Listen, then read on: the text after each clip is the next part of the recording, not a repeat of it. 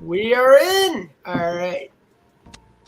Welcome to Randomvivor Rewind's second coming. We are finally back after a long hiatus with the top 10 seasons. So each of us has made our own top 10 list, and Peanut has so graciously created an averages of those top 10s, and we'll be going down that average list one by one and talking about each season. So let's get started. And Peanut, oh, here it is. Not even going to introduce us? What the fuck? Yeah. Well, They know who you are. What am I, chopped liver? All right, fine. We got Adelaide, Bailey, and Peanut. You happy now? what's up? This is Peanut's first rewind pod because That's true. This is for Peanut's first rewind pod. Yeah, first nut. my lovely fellow hosts never wanted to invite me to anything. So sad they don't love me. It's okay. Stay tuned. You're probably the host we're asking for season 10. So. I haven't even done this. So- Oh my god. Okay. I would really hope so. Anyway, you know, for those that know me, obviously I was on season 2 and season 9. Big variance there of seasons. But anyway, yeah, I got the combined rankings, and I think there's a few surprises on here. I think there's a few that are not so surprising, and excited to kind of break those down. So let me know when you're ready for number 10. I say let's get into it. Hopefully you guys can't hear the screaming baby in the background. He's having a tough time going down. No screaming baby. No screaming. Baby. Good. Hell All right, yeah. are we ready to go then? Yeah, let's do it. All right. So I did say before the pod that at one point we will have one that everyone ranked unanimously. When we get there, I'm going to go ahead and call it out and say this is the one that everyone ranked the same. Okay? Okay. All right. Well, number 10, this is the one that everyone ranked the same. To no one's surprise, number 10 is season 3 Wizards of Waverly Place. Okay, if this wasn't number 10, I think I'd have some choice. I don't know, guys. I this think podcast. it's pretty epic. No, okay. This had the makings of a great season, and then it didn't. It started off okay. I mean, Lindsay carrying Bo Cruz through most of the pre-merge over like people like Zlox and Andrew wasn't great, but like we can come back from that, and then from merge on, shit just hit the fan in like the worst way possible. So I know that was Peanut's first season as a host with us. So Yeah. a lot of that season was Emma and I against the world. I remember I was getting ready to go home for winter break and around the merge of that season. We had just merged, and I get a DM from Lindsay basically saying, can you look into this for me? Because I don't, whatever. I'm a host. I have to look into things. And it was Becca Lynn apparently knew something about an alliance that she was in that everyone refused that they would say anything. Which, like, that's concerning. I wouldn't be worried if it was if she had just known like the alliance, the people in the alliance, but no, she would have knew the alliance by name. And every single person in that alliance refused to admit that they did anything wrong, even privately. Yeah. I So, still like- remember the witch hunt we started to go on to try to catch this person in the act of cheating. And Yeah, in retrospect, I definitely jumped the gun with that witch hunt, Well, but hey, they weren't responding anyway, so they probably would have gotten voted out. we tried to create like a fake idol hunt or something. Yeah, Yeah. didn't we full on honey trap them? I'm mad It because was that was really actually a funny really to cool idea for an idol hunt, and I wish I used that for merge in retrospect. As a player, I think Ross was like, "Hey, would you want to like? We think something's going on. Do you want to be in this alliance?" And maybe like 5 minutes to respond. And he's like, "No, don't worry, I got it covered." But I am so curious what that would look like, because if I'm in an alliance with like fucking Well, first off, Danny, I want to put this out there. We James. deleted the alliance immediately after. No, I get it, but like, imagine if I'm in a alliance with like Danny, Siffy, and James or whoever. Like, it's just there. I think it was Samo, Nicole, and I don't remember the other one. I know it was like Samo, Nicole, and someone. I forget who. I really don't remember it either. I just remember talking to Nicole about catching them in the act and having this elaborate thing, and then they ghosted, like you said. They just didn't show up for tribal and got voted out unanimously. To even like talk it out. No, we got no response. I still haven't heard from them. It has been almost 2 years. 100,000% they were an alt. Like, Oh, I already know who they were an alt of, though. That's the thing. I figured it out. who? I figured it out. No. That's just hearsay. I don't think we should be a hearsay podcast, right? I'll tell you later, Bailey. You're gonna laugh when you know the answer. Okay. So what if we like talk about some of the favorite moments of the season? Obviously, there's not going to be a lot for our least favorite season, but do we have anything that like sticks out that we like? The theme was so cool. I'm so devastated that the season sucked. The theme is one of my favorite best themes. themes. One of my favorite. So, Wizards of Waverly Place is still actually. I just finished watching the reboot the other day. Actually, it's one of my favorite sitcoms of all time. I think it's a classic. It's probably Disney's best sitcom ever. And it broke my heart seeing what that season devolved into. Yeah. Especially because I worked really hard on that idol hunt. Just to have Danny go straight through it. In retrospect, obviously that was possible because like the way it's set up, it's a dice roll. That was what I was going to bring up. You know, we had a very complicated idol hunt with multiple advantages and disadvantages, including the first iteration of the peanut advantage. The peanut advantage. The peanut extra vote, right? Yeah, exactly. Or no, the peanut idol, which was available at one tribal council that you got. The peanut snake idol. That's right. So that was an excellent item. That's probably my favorite part of the season. I'd say my favorite. So honestly, other than like our obvious bad apples, the cast itself was fire. Like this is where we got some of our better players. Like we get Nicole here, we get Samo. This is obviously Adelaide's second appearance, so I'm not counting them. Interestingly, it was great characters, but really the gameplay was relatively simple.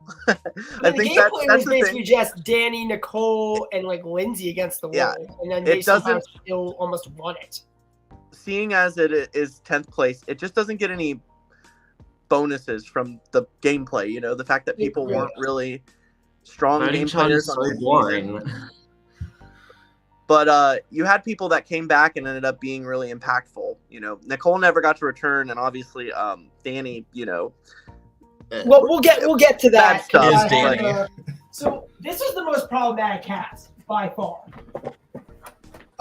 And I think that's shown by what happened in the season that came after this, which I'm sure we'll talk about later. Yes. We have to. That's how it works, Ross. Well, obviously, you know what I mean. All right. I say we move on to number 9. I think we've said enough about Wizard of Waverly Place. I agree. Yeah, I think my game is underrated. I probably should have won. It had Wizards had a lot of potential, but it fell flat on its face. I think it is like a genuinely like skillful cast. Like I think the cast was really what could have been like one of our better casts, if not the the cast actually is kind of said cast. Like I think half the cast is like really good, fresh, high quality milk, and everyone else is lemon juice.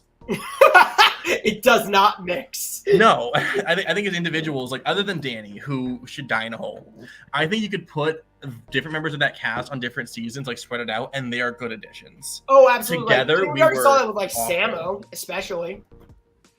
I mean, she wasn't like bad, but like. Yeah, she was. I would say underwhelming on that season. Was iconic. She was very definitely in season 3. She was very underwhelming. I agree. I agree. You know, even Danny had a great performance on that season. Obviously, there were other issues with him, but this isn't even Danny's first appearance, technically. No. Yeah. No, one of our many two named individuals. Oh yeah, we'll get into those later. That'll be fun. Okay. We'll get into more of Let's that. move on, so we're not here all day. So Yep. before we move on, we had I'm gonna pull it up real quick. All the returnees from this season. I'm gonna count this. It's 3 from this season. Oh wait, what do you mean? It's Like, more than that. are you counting? Are you counting the crossover with Randomvivor or no? Because No, not that. But we had 1, 2, 3, 4, 5, 6, 7 people from this season return to play Randomvivor. Which out of 18, that's not. That's kind of crazy. That's more than I I think thought. that kind of shows that this is a promising cast that just didn't But when you have. think Well, Well, think about it this way: the next season after this required Yeah. 6 returnees from that they season. were Okay, benefited that's fair. by the fact of Yeah, that's right. Fuck you, Peanut. But- Definitely. That's right. Or- Yeah. Hell yeah, Ross. All right. But 3 of those people that returned for the next season returned again on a future season. Hold That's on. true. That's No, true. and that's not true. So it had 9 returnees because I was not counting Danny or Adelaide. That's fucking right. I'm also not counting Zlox, so it had 10. I'm sorry, Zlox. Zlox, yeah. It had 10 returnees from this season. The season that we consider our worst, we had 10 returnees. It just shows us we did too many returnee seasons. Maybe we did 3. we didn't That's do that many. 3 We full did returnee 3, seasons. and then we had like a bunch of like captain shit in between. Remember? Well, this season itself was a captain season, Exactly. and it really wasn't even a captain season, what I would call by definition. We just brought back 3 players that didn't perform so well in So the previous. initially it was supposed to be 2. I don't know if I We- talked about this before, but like initially it was only We'll supposed get to there be 2. later. We'll get there later. Oh, okay. Let's move on. All right. So Oh, Yeah, no, wait, we're talking about season 3. Never mind. I'm being stupid. Never mind. Go ahead. good way to I wrap think it up. yeah. I think at some point we could do a winners ranking. I want to, yeah. And I think that talking about this retrospective, I think Sipicon ends up as one of the weaker winners. And it's not agreed. his fault because I went into the season. I think we saved recommending that for the actual winners retrospective. Let's go on to number 9. All right. We'll save that for another time. All right. So number 9, this is where we, start to get interesting. We had a 2-way tie for 9 and 8. So how I broke this tie was if someone ranked one season higher, so the season that had the highest individual ranking by any individual would end up being first. So the averages are the same, but one person would have ranked one of these seasons higher. So at 9, because it didn't have a high ranking, the highest ranking by anyone, is Pokemon, season 8. Interesting. I don't necessarily agree with that, but I'm intrigued. Yeah, I disagree. I think this is a really good season. I think it's a Alright, good so, season. I don't think it's one of our, I don't think it's in the top half, but I think it should be higher. Here is our rankings, and this kind of should. Let me make sure I have this formula right. Yeah. Okay. So here are the rankings, and this will kind of just show you why other seasons are above it. No one ranked this season at number 9. Interesting. That's what makes it really interesting. So some people had other seasons at number 9, but other people ranked the seasons really high. So I will say, I have this at 6. yes. So I believe I had this at 6 as well. I'll give that now. Peanut and Ross both gave it a 7. Oh, I guess 7. Okay. Adelaide gave it 6, and Bailey gave it 8. Oh, So- okay. Bottom half for all of us. Bailey, Yeah, why is it I 8 think for we can all you? agree it's a bottom half season. It's 8 for me because I just found it kind of forgettable. Like, I think back on it, I'm like, what was an iconic moment? Nothing comes to mind. Yeah, no, I agree with Yeah. that. I think my thing with this season is 2 things. Number 1, it's maybe my favorite theming we've done. Like, I think it is dense. I think there's a lot of things going on with it, and I like how we decorated around the cast, basically. I think it is one of our best theming showcases. something I personally like to explore more in like future seasons. But I do think this is our best. Like, I really liked our Idol Hunt, even if it is just kind of a reskin of season 6. I really like the Idol Hunt we chose for this one. I think it's also one of our better FTCs. Oh yeah, Moonlight versus Shell was really close for a while too. And honestly, it should have. Here's the thing: it should have been a tie, and it doesn't change the winner. Sorrel getting a vote is still weird to me, but Yeah. Shell is probably at least like bare minimum top 5 losing game. Like, I think that she is dominant. I think we're gonna Anyway, talk. I think we're gonna do a podcast about that at some point. I think we talked about that. Yeah, I think that she's fantastic, and it also has, in my opinion, the single most iconic moment in Randomvivor history, which we do peak a little early. The Cyprus vote, right? Cyprus losing because of Jesus is incredible. But you also get the introduction of Miles. I think Alex has played a really strong losing game. Snowy's like cockroach arc is phenomenal. I think it's a really good season. No, you get some really iconic characters from this season. So no, I think that especially for like our later half. I agree. From my perspective, I was not a very active, which is ironic considering how big of a Pokemon fan I am. I was not a very active host for this season, so I can't talk too much on the individual gameplay. But the big moments, the thing is, the Cypress vote is so iconic, and like you guys said, there's iconic returnees. So what I have from my list is that we had 6 people return from this season, which is actually probably on the lower end of returnees. But that's mostly because of just how recent it was. Yeah. I think also part of it is Moon didn't come back for All Stars, which I think cuts the number down, as well as Sorrel is one of those few, like, a lot of our FTC players came back for second chances or All Stars, and he just wasn't on that list. We discussed Sorrel at one point of that. We just it just didn't make the cut.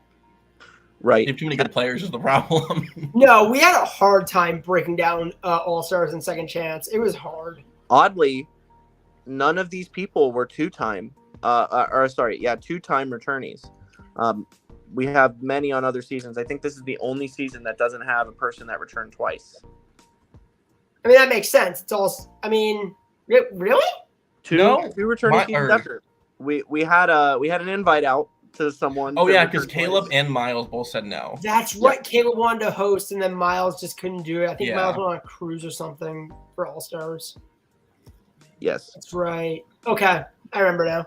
All right, I think we've talked enough about 8. Let's move on, or 9. Let's move on to 8. Yep. The last thing I'd say is my favorite theme, but unfortunately, like I said, I wasn't too active, so can't talk too much on strategy. So what was originally tied with this season, but since one person ranked it this season at 5, it got the heads up over Pokemon, is season 10 All Stars. Really? So it's this low. Okay. Here's the individual rankings. Let's get that out of the way real quick. I ranked it at 6. Ross is the one who ranked it at 5. Adelaide at 8 and Bailey at 9. So I think very different rankings here. I didn't think this would be this low. I agree. I dislike this season openly. Okay. Yeah, me too. I found it quite disappointing. I think like final I think the hype that of, it was building up to definitely didn't reach that height. But like, kind of a boring final 3. None of the votes were like super out of this world. Yeah. I think some of the votes were iconic for the wrong reasons. That's true. I think that's the one thing is this season. I don't think we had a limitation of character on this season. There were people who were like OTT, CP the whole way. This was a crazy season overall. But I mean, that's to be expected with an All-Star season. Yeah, but go ahead, Bailey. Okay, someone quitting in an All-Stars is not great, and then Will self-voting himself out. Just all those things together, I'm like, very disappointing for an All-Stars season. And that's really why I say the 2 most spiciest votes. There were probably 3 really spicy votes. One of them was the when the steal a vote was used on Bell, and Bell, who was previously a favorite to win, got voted out pre-merge. I think that was probably my favorite part of the entire season. Not even because fuck you. No, I think that was one of the more exciting votes, though. One of the better rounds to watch. That was that's kind of my point. Like that was the most. Okay, so I'm gonna be honest. I had such high hopes, especially after round 1 where we lost silver immediately. Mm-hmm. That was such a fun round to watch. It gave me so much hope for the season, and then it just kind of started falling off. We peaked in round 1. The two big pre-merge players. When a winner goes out first, it's not a good season. We learned this from Survivor All-Stars. I mean, this is basically our game changers, and it sucks that it's our like quote unquote final season at the time. Well, thankfully, it's not our final season anymore. Yeah, but because our pre-merge is like it's like the big losses. As much as I love Andrew, it's Silver, Emma, Shell, Becca, Belle, Lindsay, and Britt. A majority of our pre-merge are players who coming into this were saying, holy shit, they could win everything. And then you get into the merge and it's boring votes. It is, like I said, OTT players who are just nasty. Like the last pre-merge round, which I've like gone on the record being very negative about it, is Bo threatening to quit if they don't vote out Anna. Which yes, they resolved it, but that energy is carried through the whole merge. And it's just fighting and bickering the whole time, and it's not even fun. And like all the way to final tribal. I was really hoping when they made FTC together, it would get brought up in some way, and it never did. Yeah. And there was a lot of. I think the jury was a problem on this season. That's what really brought it down. In particular, let's be real. It was such a bitter jury. They really didn't have good reasons for some of the decisions they were making. And I'm not saying like why they voted one way or another, but they brought so much negative energy into the jury chat, and it just feels like a lot of things never really got resolved. People were trying to sculpt their own idea of what should happen when an all-star season ends, instead of actually voting, on gameplay and speeches. I don't know. Maybe I'm overreacting to it, but I really was not happy with this jury at times. I will say, I think Bo is a good winner other than the Brit round. I think other than that, he played a very strong game. I'd argue if we ignore the Brit round, Bo's in our upper half. Yeah, I disagree. I'm arguing it. I'm not saying it's true. Because Bo played a very manipulative, alliance-based game where there was almost always someone who was going to go before him, and that shield strategy worked. Because I said early on in the Edgic that Bo was the shield, but I think the thing that works for someone like that on an all-star season is that people realize, wait, he's the shield, so we should go for the other players first. We should go for the air quote smarter players first that are using the shield. It's like a what's the word? So we can end number 8 here. I just want to end it on one more note. When Dennis is almost considered our hero of the season, we have problems. Yeah, I do want to add, and we'll get to second chances later and everything. Yeah. Wonder and Nikki both being last minute cuts is tragic. When if we're creating the top 10 games of all time, I think debatably both of them are on there twice. We can talk about that another time. That's a different podcast at a different time. It is a final 5 that hurts me physically. I legitimately thought Wonder would become our first 2-time winner at one point, and that's kind of crazy to think about. And that goes back to the jury conversation. Wonder was not winning that jury. If you look back at the jury chat, people were not voting for Wonder. So that is how insane this jury was. Which is insane because Wonder's entire game usually is to be so likable that they can't take you to the end. Yeah. That's Wonder's fatal flaw. The gameplay is wild. So let's move on. Overall, like, character on this season is like top of the bunch, but that's what happens when you bring all stars together, right? Everyone comes in and they play their character and they play it up, and that's what they do. But like the gameplay was disappointing at times. You know, I even think of the snowy round. He bit the bullet, and it's just like, you know, obviously people voted with him, but there never really was a big push to save him. It's like that could have changed the whole scope of the game if someone from the Blood Tribe went. Anyway. Yeah. To be fair, the same shit happened in season 8. He just didn't have an idol this time. Exactly, yeah. So overall, you know, I love the season because of the twists we introduced. This was our most complex season, I would say, of all time. I agree. We And really tried to go all out for what was going to be our final season. That worked to our favor in some cases where like people were having to play really hard, but it worked against us in some cases where people were more concerned about how the complexity affected them individually, you know, not to call out anyone, but yeah, we're not getting into that. That's not some sour taste, but overall I had it ranked high because I thought it was a competitive season. No, I honestly agree with you. That's why I had it at number 5. The main reason I had it at number 5 was it was a lot of big characters clashing, which it's very entertaining to see on TV. Hosting it, however. Yeah. Ups and downs. Yeah, We'll exactly. So what's 7? All right, let's go 7. Yeah. Okay. So funny story behind this one. At one point, people believed that this was my favorite season of all time because of a joke graphic I made. That might give it away to Ross because I think he might be the only one that remembers this. But I actually don't remember this, so let's go. Only one person had a positive ranking of this one. So number 7 is Broadway. Okay. Really? So yeah. Now Adelaide. Yeah. Note why Adelaide said really. Peanut had it at 8. Ross had it at 9. Adelaide had it at 3, and Bailey had it at 7.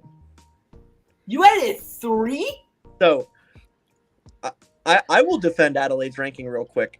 I think there's a few people on this season that really made it worth that ranking. I can agree with that, but there's others that didn't. You have Samo and Maxwell who played great games. Both of them deserve to win the season. Oh, and then I think Anna played a crazy pre-merge game, and that's why she ended up being the earliest pre-merge boot.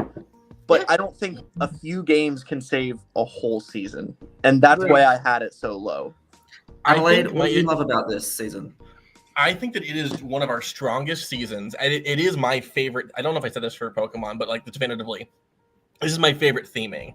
I think that Ross and I put our whole bussies into this. Oh my god! And so I'm a huge ass ball winner. I literally just fun fact. We're filming this the day after I went and saw Maxwell's produced musical in New York City.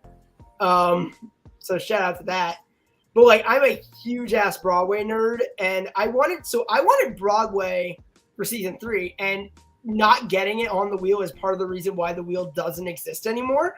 Because I was so like hyper fixated on I want this for this season, and then didn't get it. But I think like breaking it down, other than Lucy being, I think definitively our worst player ever. I don't know. Jack is also in that billing. They're both literally. They both were literally 0 out of 10 in activity. So it's close. But like this Jack, is a super. Yeah. Go ahead. I agree with Ross, Jack. But go ahead, Adelaide. I'm sorry. This is a super strong cast that I think even the pre-merges have a lot of promise. I think Bones was an early favorite. Who I think she was like an odds-on favorite to make Final 5, and then I think she needed to quit or something, and that's why she Bones, had to go out. Basically asked to get voted out. Yeah. In Tribal, it's unfortunate because I really wanted Bones. I asked Bones back for second chance, and then also the Randomvivor thing, which it'd been nice to play with Bones. Both didn't work out. Bones was my first alternate, I think, which I immediately had to go to once Jackson said no. Yeah. Jack. Oh, I don't love playing Jackson. Fuck. Yeah. Okay. But then even so, you again, like they said, Anna was doing a very good job in the pre-merge. I got sniped super early.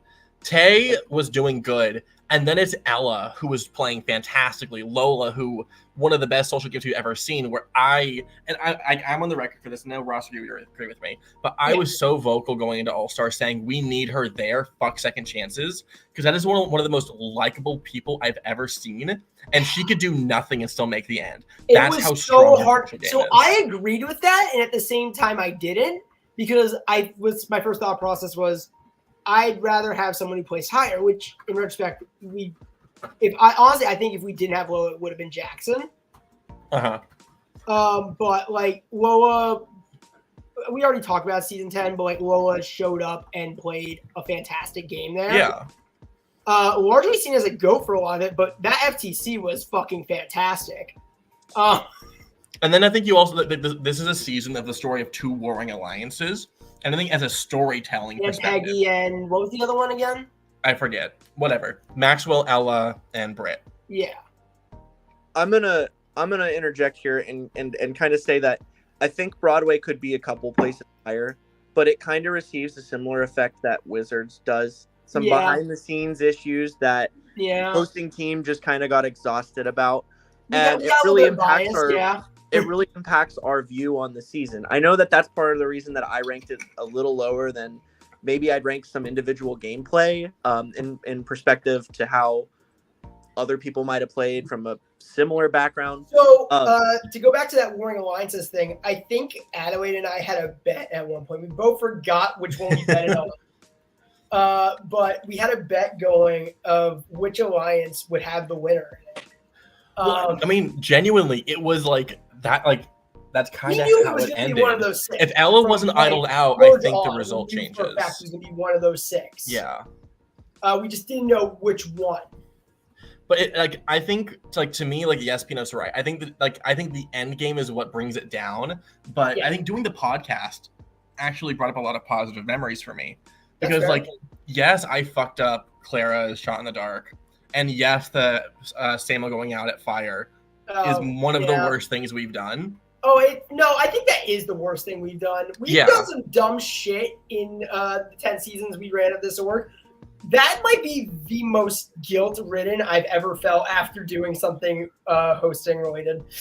As that Samo got it and then didn't, and we had to kind of take it away. And we had to redo it, do the puzzle, and then lost it. Yeah, that was... But at the same time, I think Maxwell... that it is a really difficult situation, and Maxwell played just as good of a game as Samo. Yeah. It's so hard because we have such incredible options, and I don't want to keep talking about the season. But Samo is one of the best losing games of all time. I just talked about Nikki, who was in an incredible position. Jackson losing with the position he was at is crazy. Britt only getting one vote is ridiculous. Britt is maybe our best losing finalist. No, that is our best losing finalist, I think. And it is such a had really close losing finalists, but that was our best losing finalist. I still don't know how she didn't win that. I'm gonna be honest. Amongst those three, I really thought she had that. I think I would be willing to nominate Samo as the best losing game. Also, I think that I have a disagreement with that, but that's a different podcast. But okay, yeah, I think that there, like I said, there were some great individual games here. The Warring of the Alliances was great, but maybe overall, I just thought some other seasons had some better overall moments. Yeah. I really like the intense theming. Number 6.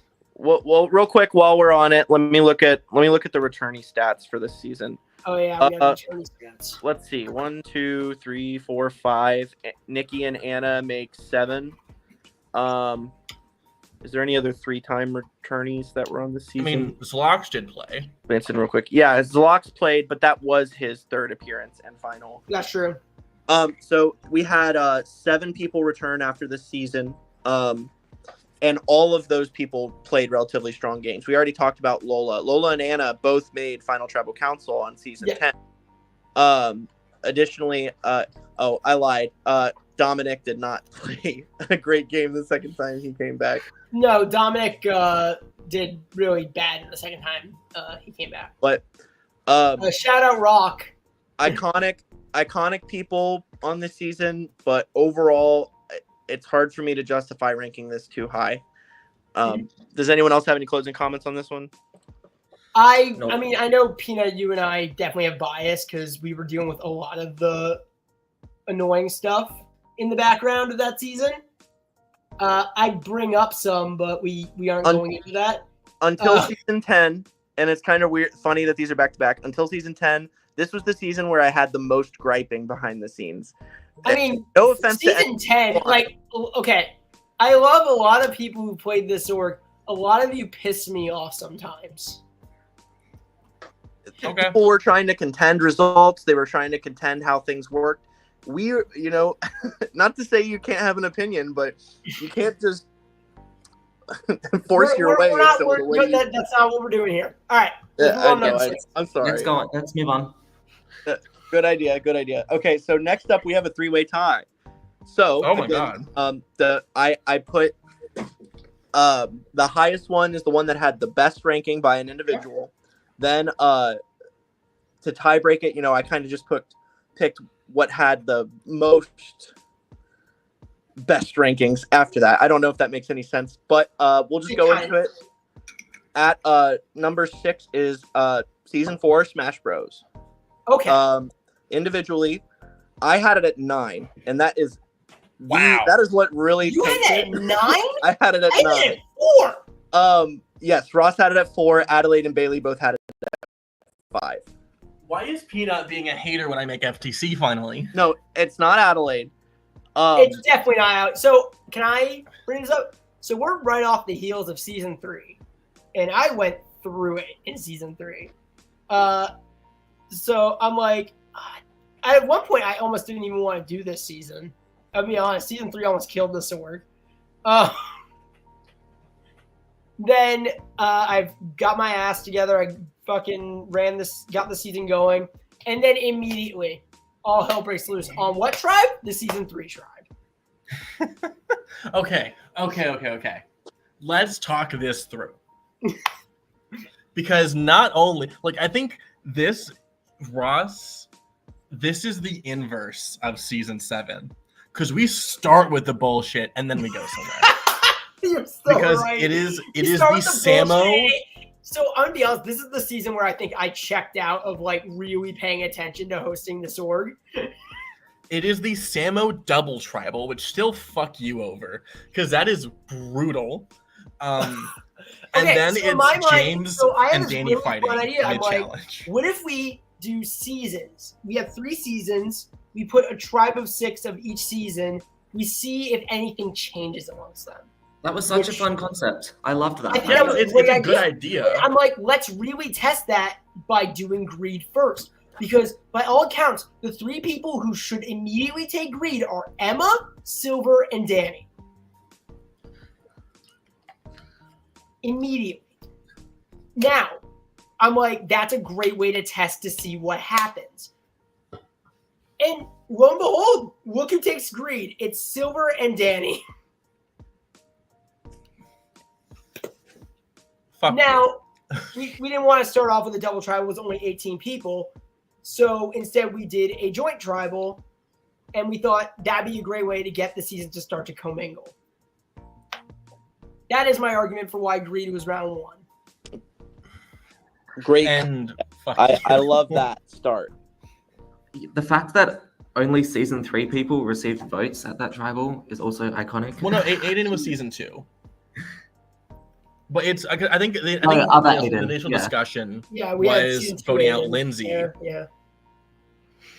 And then it flipped, and then Silver wanted to do this complicated thing, and then just fucking flipped on Samo, which is dumb as fuck. And then that is probably one of the most robbed things ever in the history of the sword. She won. She got most robbed as first boot. That's how you know you done fucked up. That was insane, though. To watch that whole thing. Because it goes between Aiden and what was it, Aiden and Lindsay at one point, I think. Yeah. And then all of a sudden it becomes Aiden and Samo, and then Silver's like, I'm flipping and then Silver flips it completely onto Samo. And then the next round. And then the next round happened. So wait, can I give some backstory here because I have some fun backstory for this challenge. Sure. So I'm driving home from probably one of my classes in Fort Lauderdale, whatever. It's like a 30-minute drive for me getting back to campus. And I have this brilliant idea. It's like 2 weeks before the season started. And I have this brilliant idea. Bad Smash Bros. Character descriptions guessing game. We come up with them on the fly for each character. We drop them periodically throughout 24 hours. That's how we play the game. Gets interrupted in the middle because of a fight that breaks out between Danny and James. And then Danny quits and the challenge is canceled. I was a very salty man that night. I did really enjoy why the fight started. Because it was James sticking up for himself. No, and this is a 30-fucking-something-year-old man bullying a 16-year-old. And also, it's Danny of all fucking people, so fuck him, die in a hole. And, like, yeah, go off on him, beat his ass. Like, I'm happy he quit. I think it genuinely makes the season better. Oh, I agree. In retrospect, I wish because Danny was someone I was on the fence with asking back in the first place. Same with James for that matter. Because like James was a quit in season 3, I didn't really want to like. I mean, James also. I mean, like later in there, like obviously Emma quitting at Final 15 is very upsetting. But we then also know Troy why. Goes, we also know why she quit, and that's why I didn't mind it. And I even asked Troy goes pre-merge. If she really wanted to play because of what she was going through and everything, and she said yes. I had Zlox on standby. Like a 5-time player. Could have been. Lindsay and Connor seem like uneventful votes, and then the J Tribal is insane. As someone who was like preseason Jay's Ride or Die, insane watching that go down. And then right at merge, you get probably the most iconic alliance of all time. And like the reason that the season is higher for me, and I think Ross needed some convincing after the podcast or during the podcast for season 4. That's the main reason. The podcast is the main reason why this is at number 4 for me because I really checked out pretty early in the season. I think I told Bailey I have this org coming up. I'm gonna need someone to like really help me out here. And Bailey the trooper stepped up to the plate. Little did I realize Bailey was gonna be playing the exact same org at the exact same time. So. It was fun. In retrospect, I probably should have guessed, but I didn't think they'd cast us together. Yeah. So we talked a lot about the pre-merge for this season. Adelaide tried to transition into the post-merge. The alliance of Adelaide, Silver, and Licity is one that like does live in infamy. I wouldn't even say infamy. I think it's famous. I don't mean it in a bad way. I kind of get what you're saying because like the jury fucking hated us. But I mean, understandably, you pick them off one by one from like the fucking line on. The sad gay bitches needed to fight through it because we weren't even united until the Fimi vote. Because Jesse, we were split. Andrew, we were blindsided, and then James, like we got blind. Like Felicity left us out, and then it's oh fuck, we need to pull ourselves together. We get Fimi out. We flip the vote on Kara. We get Colin out fucking somehow, and it is literally just like. I think it's a fantastic game. Do you know the story about why Colin went out there? No, I totally forget. So Colin had a friend go missing and went inactive for like 24 hours. Oh, okay, that sounds familiar now. Yeah. Yeah. That's the main reason you got Colin out there. But yeah, no, like hearing like Silver's mindset during that season really did put into perspective that win and like that season as a whole, and it's what made me boost it up higher. I think the J vote to the Fimi vote was excellent. Some of the best content we've ever had. And then it like lost steam a bit from the Kara vote onwards, which is kind of why it fell in the middle for me. Like, I agree, but at the same time, it was a story about the sad gay bitches basically steamrolling everyone after fighting their asses off to get where they were. There was a lot of...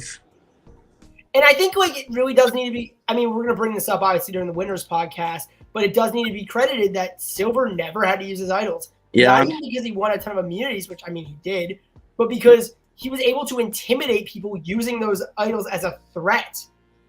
That is insane gameplay and probably will never work again. It's really annoying, but kind of badass. I think this season suffered, and this is why I have it low. I really don't think a lot of people were playing 100%. And maybe this is a little bit of projecting from knowing how people play and stuff like that. But that's why I'm like, there's so much more that could have come out of this season. Not to say that it was a disappointing end. I actually was really rooting for, the sad gay bitches. I thought that was an epic story.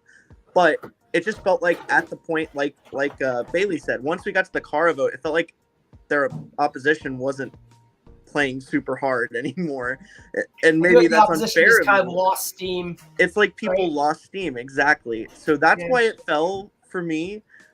It's one of those that I could see raising a lot more because I see a lot of unique and strong games outside of the winner, but like a lot of those people still at one point in the season seem to not care, other than Silver and Adelaide and Licity.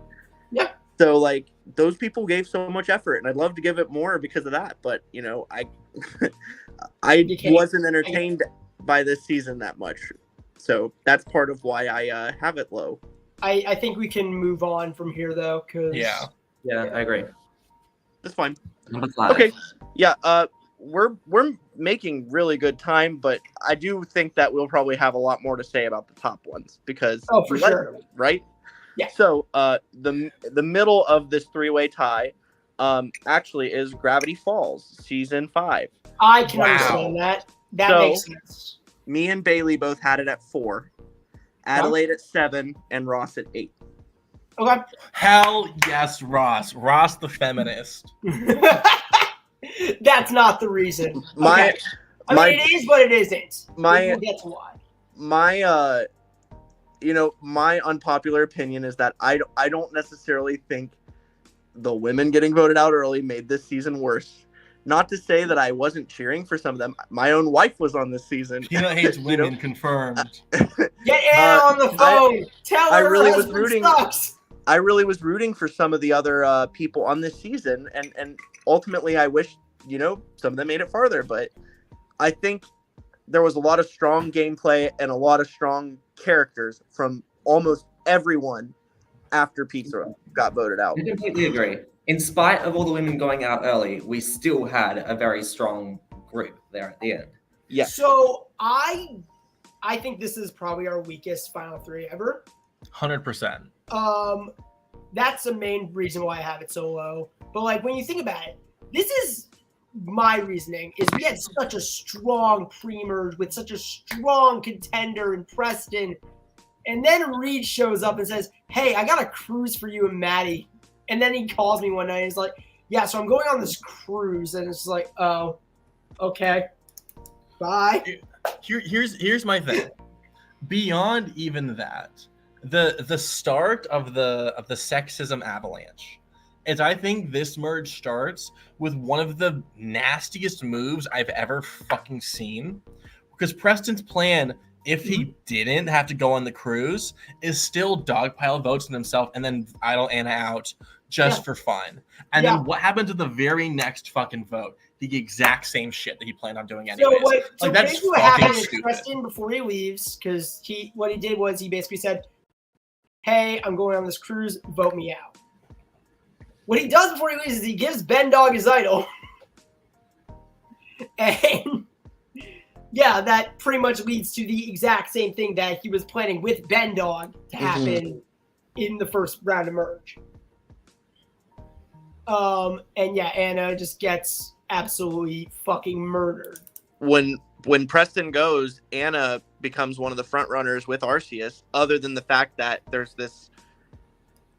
I think arguably if Preston doesn't go on that cruise, Preston either wins the season or Arceus wins that season. I think it's definitely. I wouldn't go that far. I do think that Preston's visibility was too large. That's why I think Arceus could have saved himself there, but Arceus, from my experience of seeing Arceus play, I've never seen Preston play, so maybe I could be wrong, handles visibility very well. Well, here's the thing. Before Preston played for us, he had never lost a single season. I do remember hearing that. Yeah. We were his technically first loss, even though he quit, so I don't really count it.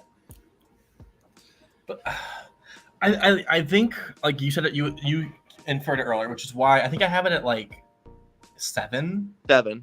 Yeah, I have it at 8 because I don't like the final 3.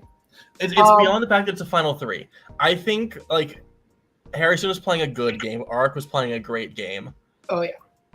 FTC is dumb as fuck, where Conrad should have won but thrown. Will should have lost but then showed the fuck up, and then Rowan just kind of hung out in the middle.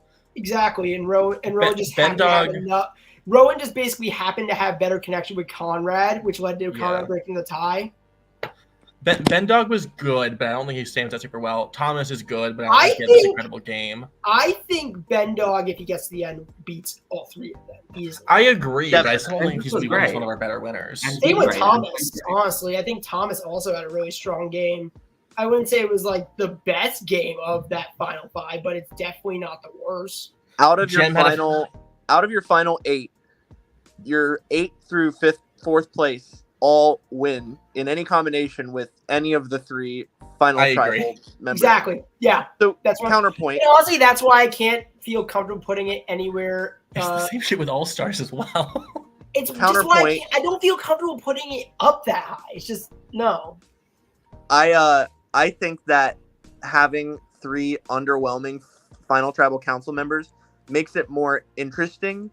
Not more interesting, but makes it interesting in a whole different way because you kind of don't know who's going to win. When you have like good people, I would have been fine with that if they all brought their A game. If they all brought their A game, I think this could have been a really fun FTC. But 2 of them kind of just existed, and then Will just kind of fucking ate and then still lost. On another day, remind me to go on my rant of why Pizza Ben would have been our 0 vote finalist GOAT all-star returnee wins all-stars if he made it past that vote. Just remind me another time to go on he's working on where his brother wins all-stars. I'm just saying that's what would have happened. So all right, I have one more thing to say. I really enjoyed the Roan Bendog duo storyline, them pretending to be enemies. Oh yeah, and them being the last remaining and going through. Duo. I thought that was fun. I thought that was good. I liked that. Was fun.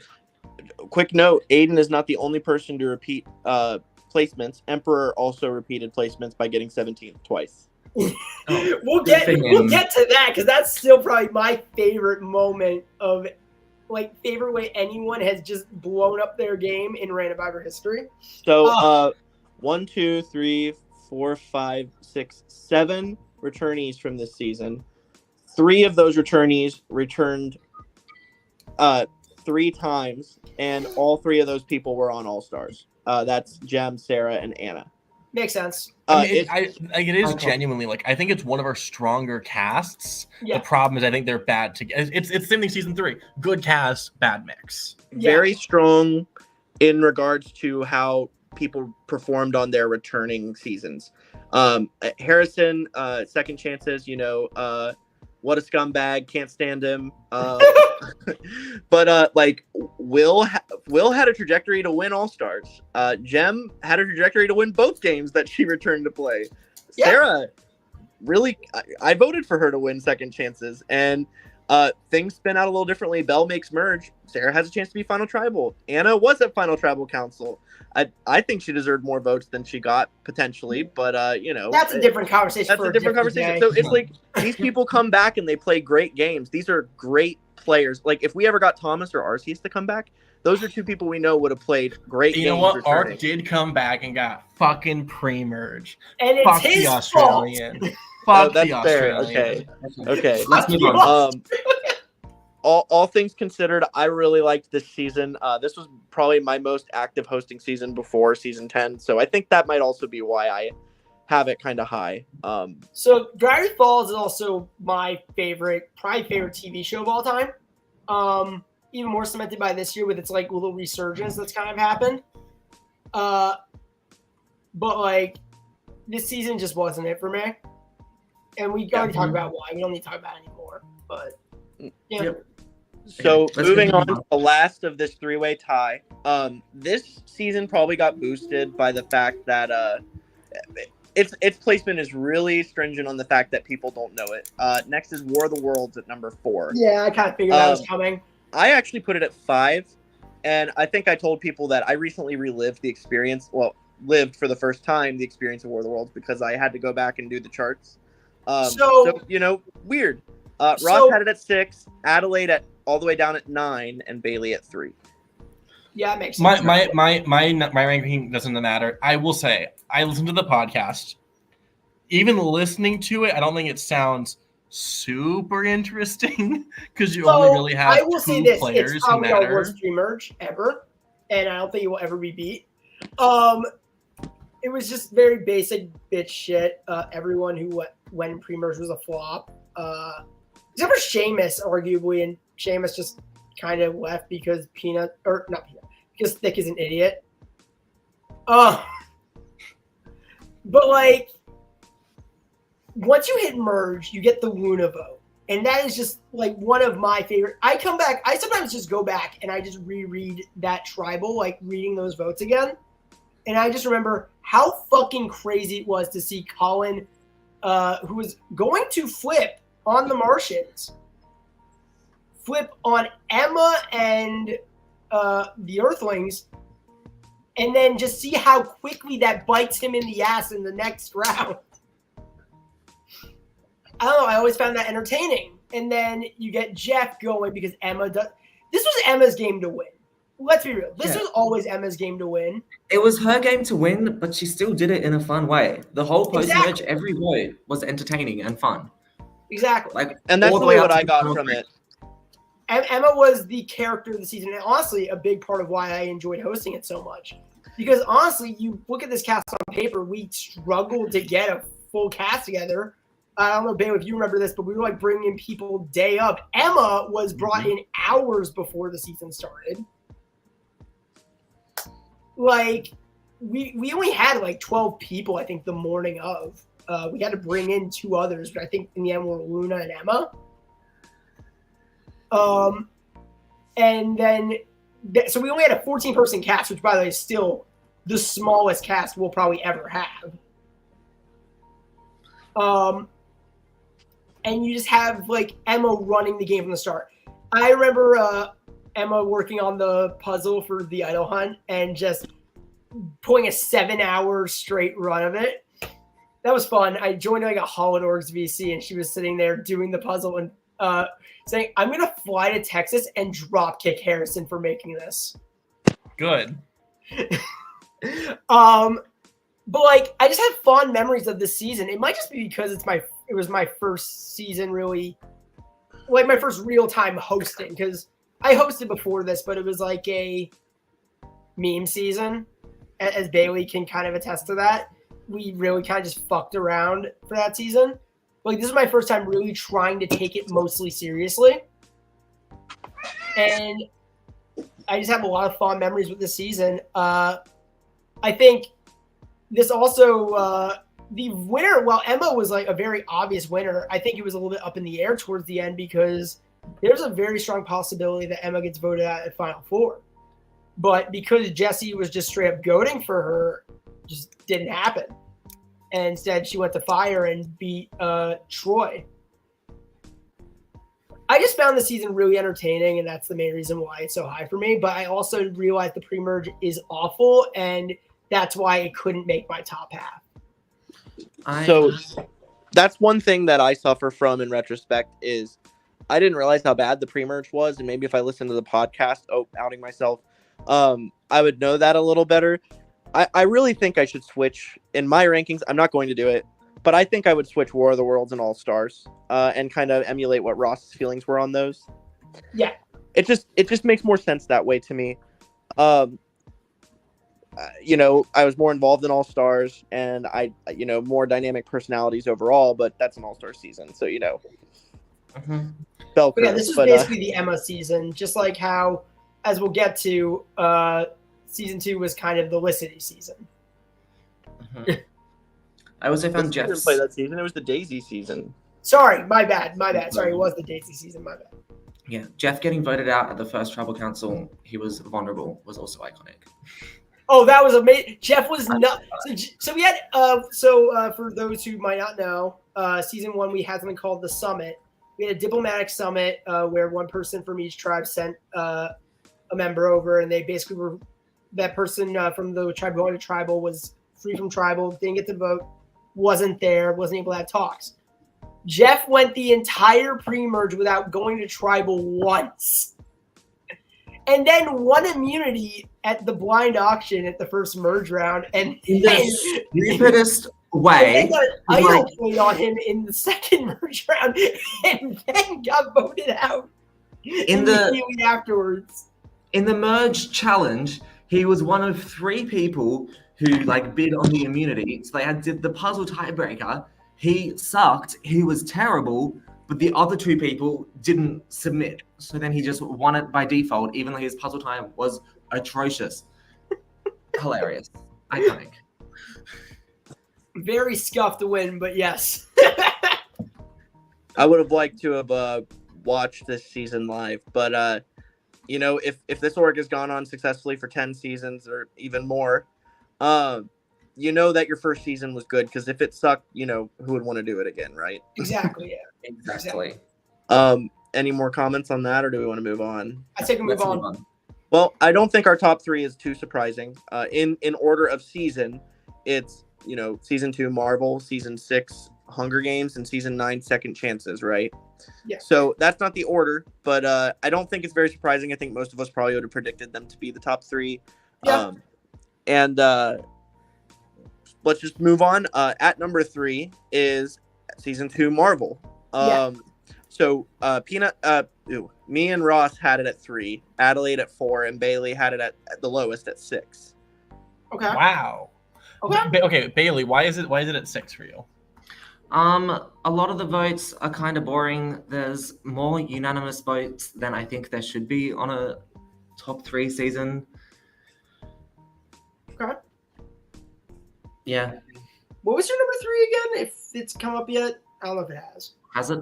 Bailey had War of the Worlds at 3. Okay. I think it's heavily influenced by the fact that it was a much more fun hosting experience. I think that's true. The season itself, if you're watching it as a TV show, isn't as exciting.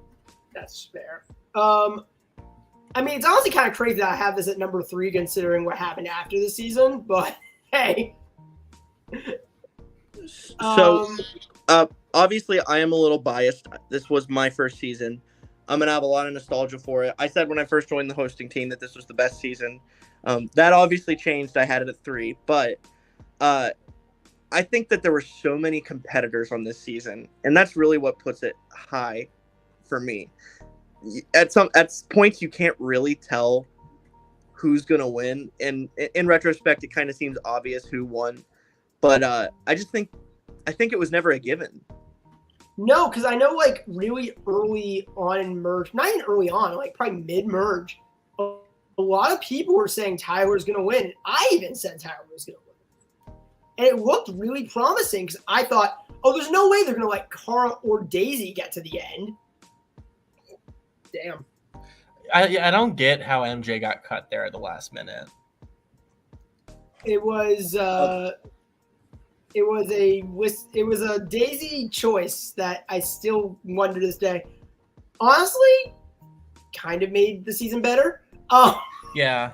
It's especially in the knowing what we know now, that made the season better.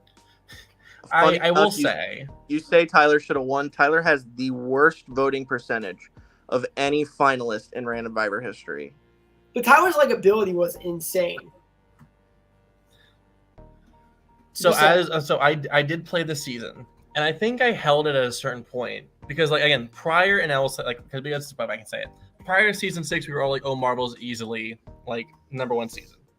Yeah. But then I sat with it earlier today, and I messaged Peanut very last minute, and I actually moved it down below Broadway because yes, the Joel of it all is a massive asterisk that I don't feel comfortable with. I get but that. At the same time, okay. I feel like the season itself, like Bailey said, isn't super memorable. There's not these huge plays. I think these characters don't really get a chance to shine. The J vote, I was kind of there for it, and it really just kind of took me out. It was very unfortunate that it had to happen in that way. Yeah. It's just I think it's a season with an incredible winner and a very good loser, with a couple interesting votes. But in general, I think other seasons, and I think part of it as well as me, just when I come onto the hosting team, I morph the seasons more into what I'm looking for. The theming isn't that strong, and it just feels like a very shallow cast. Oh, well, I mean, you could honestly say the same thing with War of the Worlds, unfortunately. So a lot of the issue with our early seasons was we were in a very experimental phase. None of us had really hosted before starting this org. I mean, Bailey and I did, but we did like a meme season. It was just not really the same. We kind of just like were kind of flying by the seat of our pants for a lot of it. We'd obviously correct that for future seasons. But I think it really does show when you look at things like the idol hunt of this season. Was a really fun idea on paper, but really did not work in practice. We didn't realize it didn't work in practice until we put it into practice, and unfortunately that idol never got made. I knew for like about halfway through the season I knew it wasn't going to get made. You want to know how I knew it wasn't going to get made? Because I never even finished the graphic. I started working on it and went, they're never going to form this thing. Why am I even bothering? So I remember a lot about the season, having played it. This is not a dig. A little longer than Adelaide, very little longer. And then having to follow along because I was on the jury. I remember a lot of very interesting moments in it. It goes back to the literal first vote, mind you, over some transphobic comments that aren't very good. But we flipped the vote on Zero because of the essentially meta targeting. And Adam's gonna hate me for what my first org ever. Shout out Zero, our only active spectator of season 1. My first org ever. If I get taken out because Zero targets me because I want to work with people who use pronouns, I never return. I don't play anywhere ever again. I'm glad that Adelaide was not the first boot, and it made it more interesting that Zero was the first boot. I think that is a TV moment. I think some TV moments get lost because you can't edit them like that. The Declan boot was a lot more interesting than people give it accounting for. Obviously, there was a majority that a lot of them were safe, and Declan went, but there was like the moment of it flipping on him, and a lot went into that. And then obviously my vote as the first jury vote, again, maybe I'm a little biased. I think that was one of the most impactful votes on the season because it drew the line in the sand, and the line in the sand was not tribal, like OG tribes. It was split by like personal opinion. So I don't know. Yeah, your vote out was the best moment of the season for me. I think there were a few, So I remember this specifically. I would think I was like at my grandparents' house. I was home. What am I saying? I was here at my home, and I'm like kind of watching the tribal start going, and the votes come in, and like it's like maybe 10 minutes before tribal, not even probably, and I'm kind of just sitting there, and I look, and all of a sudden like 5 votes for peanut just come in. And I was like, what the fuck happened? The funniest thing about that, and obviously if I was on the season retrospective, it would have been easier to go into depth about this, but like it was already a vote that we were flipping on someone, Joel. And like our group was flipping on them because we didn't trust him, and then it flipped back on me because I was like seen as a big threat, and the first big threat to get taken out. Could have saved the season with that. Damn, that's crazy. So, yeah, right. Oh, the baby just woke up. Might be being too loud. All right, no worries. Tyler flipping ruined the season. Damn. Okay. I mean, my favorite thing ever is Tyler having the arc reactor and then just spamming votes on Joel for no other reason than as an FU for what he was putting them through the entire season. So, Tyler actually didn't flip.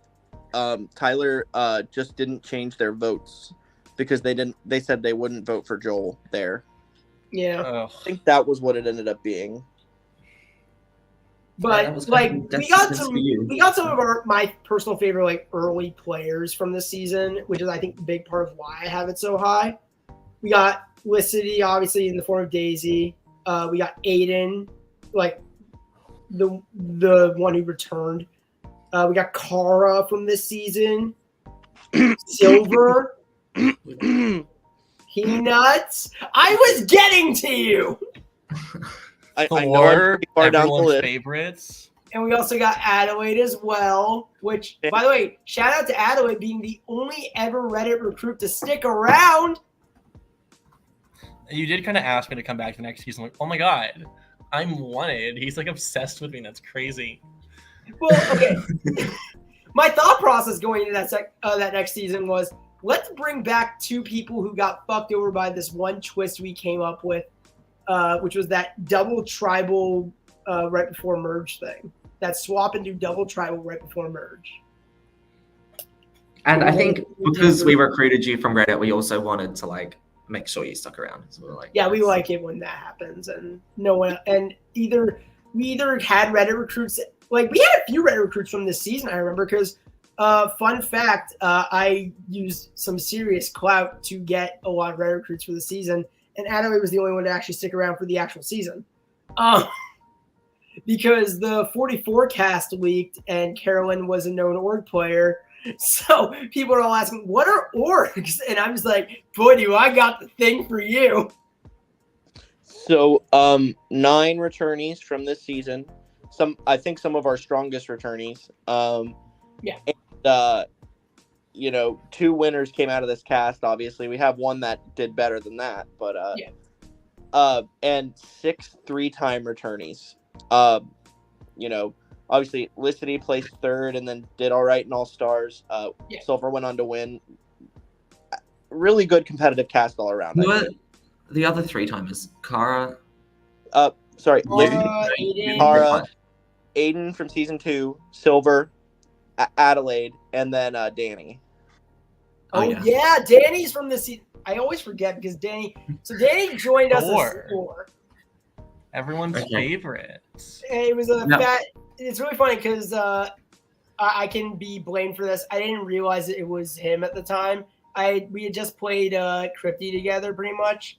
And so I'm like, hey, I see this Thor guy popping around all over the place. I'm like, oh my god, we got a Marvel season coming up. There's this Thor guy now. I gotta get this person to play. And I'm going to find out it's Danny. Danny is a 2-time 17th placer, and both times he walked. Good. Yeah, makes sense. Okay, let's move on. I don't have super long left, so. All right. Well, we can. So top 2 was a tie, and there is no way to break the tie. 2 of us had one of the top 2 at 1. The other 2 had the other one at 1. So our top 2 are obviously second chances in Hunger Games. Since there's really no way to split this up, I say we just go to second chances first. Okay. Let's do second chance first. Second chances. Me and Bailey had it at 2. Ross and Adelaide at 1. Yeah, that makes sense. That's my straight man. Okay. Let's break this down. That makes sense. I love this season so fucking much. This is what I wish All Stars was. Yeah. Second Chances is a great season. The reason I had Hunger Games higher is because it was a first-time player season. And that's the thing. You expect returnees to come back and play with their hearts out. And that's what a lot of us did. So many people on that season that were like front runners, or like, it's the same credit I gave to Marvel. So many people had a chance to win that game. So many people were playing their hearts on their sleeves. So many great votes, like, again, the peanut vote. And, Keep glazing yourself. Have fun. I mean, I have 2 of the most iconic votes in at least top 20, 2 top 20 iconic votes in Randomvivor history, I like to think. Yeah. I'd argue season 2 more so than 9, but hey, live the dream. We also have, I think, one of the other most iconic moments in Randomvivor history with Emperor's vote. Okay, this is my favorite flame out in Randomvivor history, easily. Emperor goes into tribe. Emperor's like trying to sell. Who was Emperor pushing again in this round? Dennis, right? Probably. I think it was Dennis. Yeah. Emperor's pushing Dennis and is like actually somewhat succeeding. I know like at least Andrew was considering it.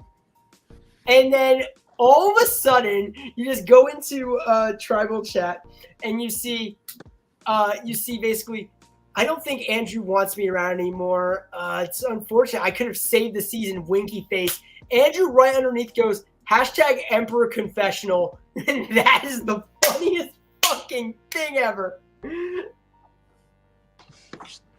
That is an iconic moment. I don't know. Really, the pre-merge and the merge were both very strong.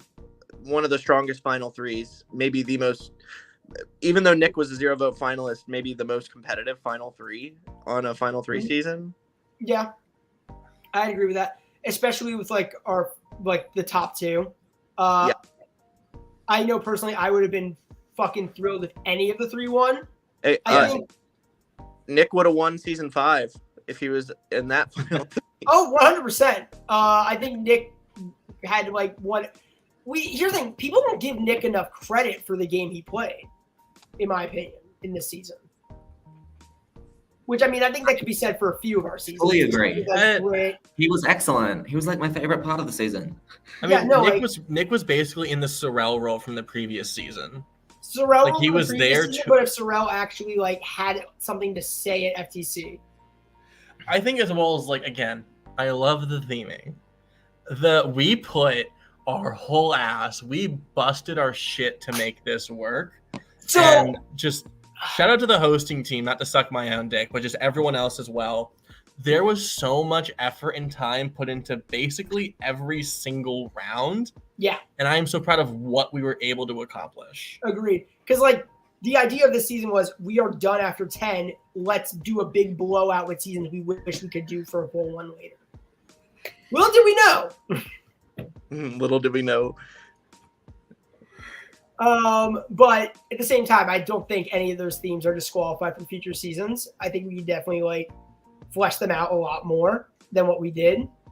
But like for what we did do, I think was so fun. I think honestly, that's our best theming. I know you said Broadway, Adelaide, but I do believe that the amount of effort we put in to make that season cohesive, despite the fact it's 20 different themes, was pretty impressive. I think it's easier for me to just pinpoint as like the cohesion of Broadway, but I'm not going to slander you for picking this because I think that like we did everything really well. I'm still super proud of the idol hunts that I designed. The Scooby-Doo one pre-merge was just, I think, super interesting. I haven't seen anyone else do it. The Scooby-Doo one was so much fun, and then you also made the Doctor Who one on a whim because Brooklyn Nine-Nine was supposed to be that, and then I started working on it. And I'm like, honestly, this would work better as a challenge. I think it also this season can't be brought up without the incredible. So number one, Wonder had one of the best games I've ever seen. Oh yeah, I'm like she is one of my best friends, so seeing her succeed this way was incredible. And then the duo of Sarah and Miles, which was fucking incredible. The fucking show. That is probably one of, if not my favorite duos in Randomvivor history. But like, I do want to point this out. This is the season Wonder was meant to win because Wonder's game has one fatal flaw, and it's that they're so likable they never make the end. This is the one season where they were likable and still made the end. You had so many people willing to take her to the end. Me and Bo both were willing to do it. The people that did take her to the end were willing to do it. Yeah. Nick gave her fire at the end when she should have been voted out unanimously at That Final is Four. the point. Like, it's understated how great of a game she played there. And like, I mean, we're obviously going to have that like conversation of like top 10 games of all time, top 10 winners, whatever. We're going to do that at some point. Yeah. But like, that is such a masterclass of the likability game that I don't think we're going to ever see again. And I don't think we've ever seen it before. And even our losers had incredible games. I think Sean did have a bit of a Liz Wilcox moment, which I still think is very funny. But then you still have Miles, who's one of our most likable villains ever, who still probably might have won if he made FTC. I think Miles has a great fight if Miles makes FTC. Problem is, he was Jem never was incredible. FTC. Caleb was a massive threat. Harrison, king of feminism. Oh my God! Let's talk about the glow up of Caleb in this season.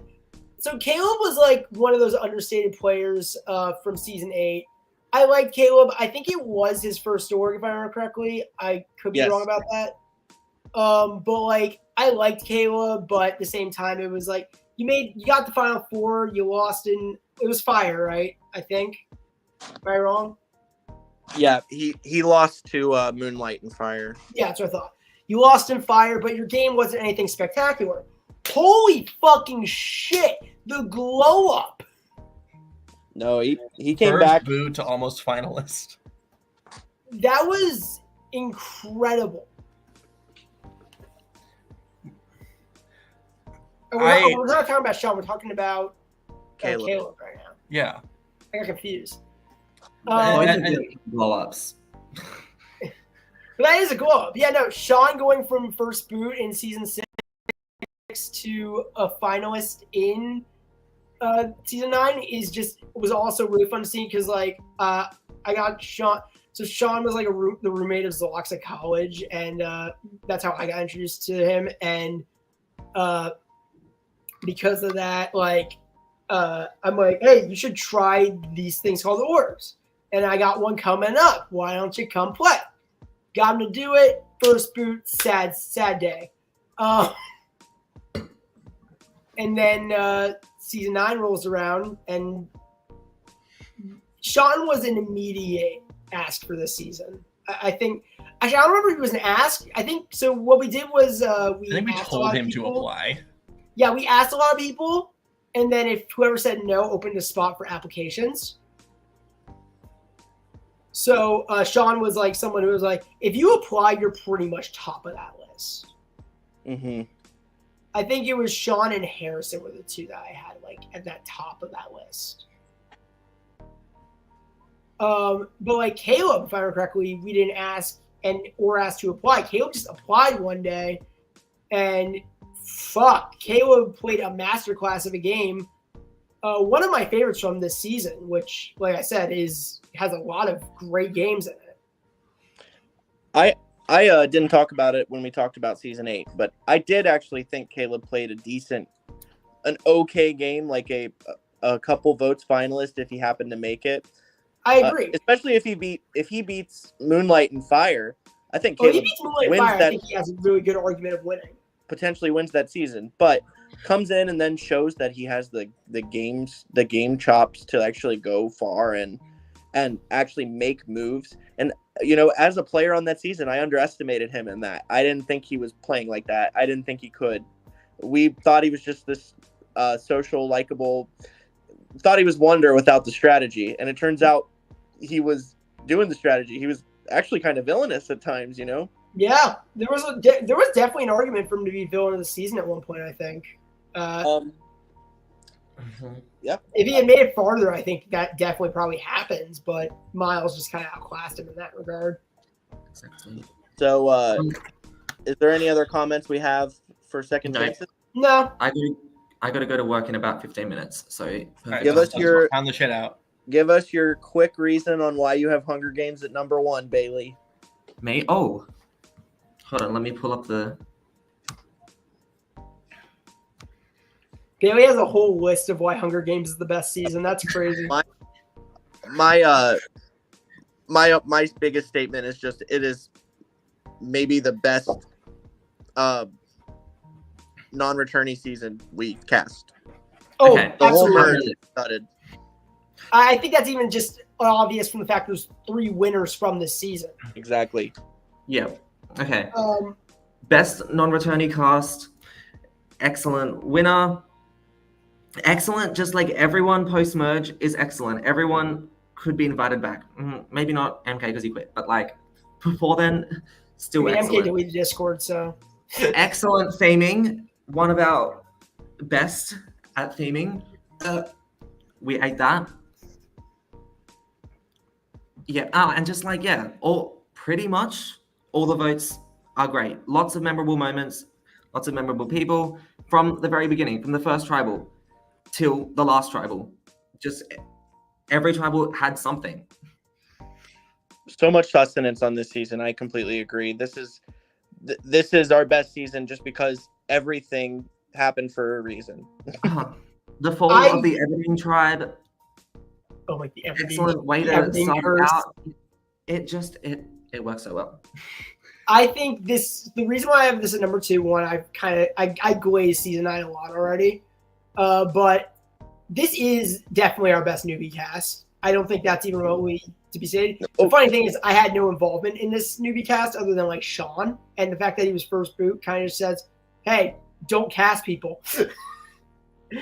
No, my original plan was I was supposed to be at school during this season for like it would have been probably like one of my last semesters of college.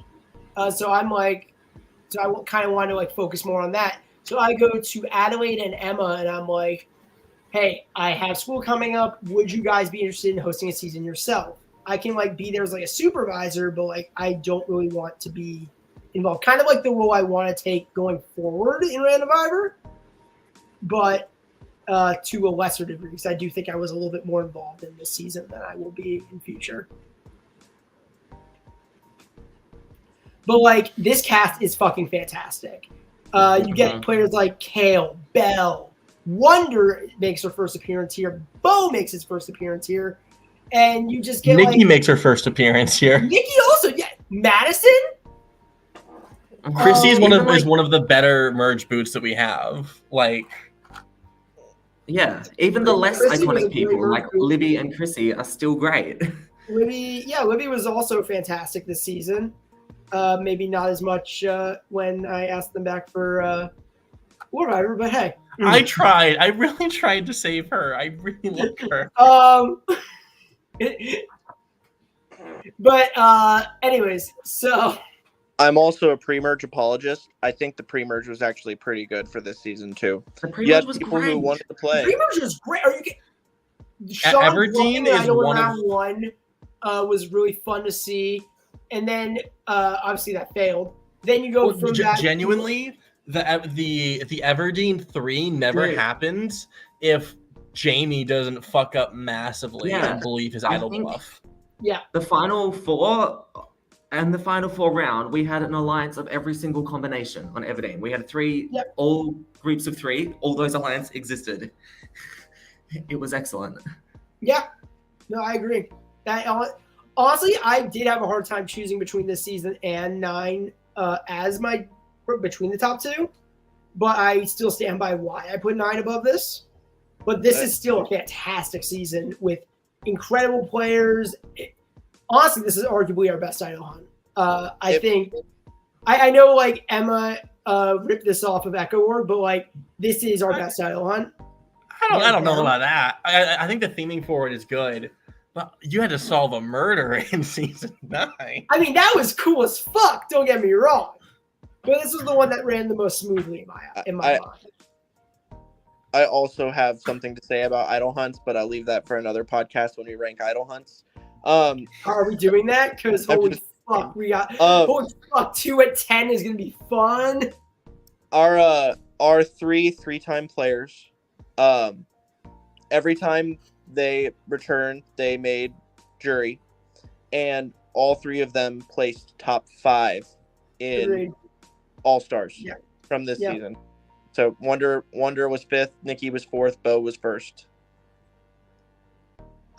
Fun fact for I think Nikki's gonna find this out here. Nikki was a last-minute addition to season 7. Yeah. Oh no, she knows that. I think we talked to her about that in the podcast. Did we? I don't remember. But Madison was originally our pick for this season's rep. So the Maddie boot is heartbreaking. It still hurts to this day. Well, it's literally like. But it was so good. It was so fun to watch, but it hurts my soul every time I think about it.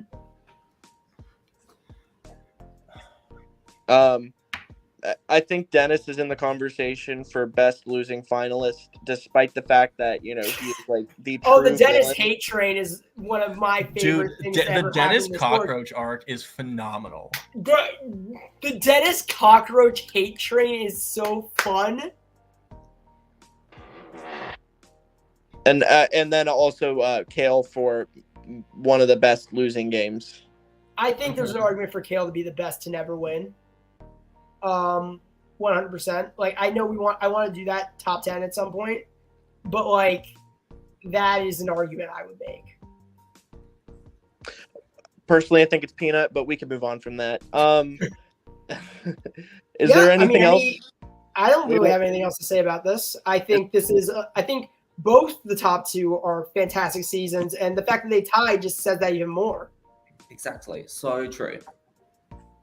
All right. Well, since I'm looking at the spreadsheet to wrap it up, I'll just go back over the rankings from 1 to 10, and I will post a chart of this once I clean it up. But in first place we had the tie between Hunger Games and Second Chances. We'll figure out a way after this podcast to break that tie. Honestly, I don't think we need to. I think it's great as a tied for first.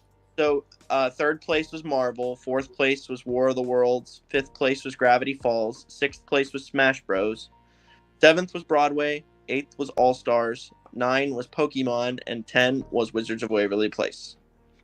Yeah. And I think that's a really good ranking. I think that's solid. That feels good. I think that's solid. I feel like that works.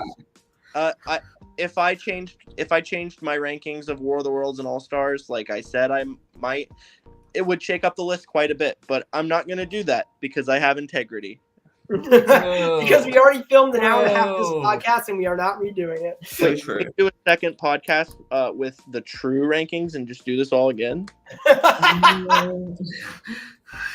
This time Emma actually gets involved. This time Emma isn't on boyfriend duty. So I like having this Randomvivor recap series and kind of going beyond just talking about the seasons and yeah. I really would like to do more of these going forward. Well, I'm always willing to put it on a chart. I think we said the next one that we would do if we find the time for is winner rankings. I think winners is a good one. Winners or top 10 players is my personal pick. Yeah. Well, we can talk about it, but Bailey needs to get to school or to work. Yeah. On that, if you guys rank all the players, I already have my all-time player rankings list. So if you do that ever, you put that out yet? I literally when you put that out. I didn't put it out. I sent you some of it, Ron. I'm pretty sure you did. I don't remember it though. I have to. We can chat about it after this. All right, but if you want to make your piece. Alrighty. Thank you all for watching. If you made it this far, please like and subscribe. No, I'm kidding. Goodbye. Bye. Fuck you.